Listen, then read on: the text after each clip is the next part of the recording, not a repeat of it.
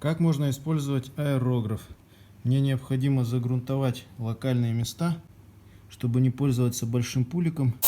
Можно подкрасить, подгрунтовать все это аэрографом. Не надо обклеивать бумагой, не надо разводить много грунта.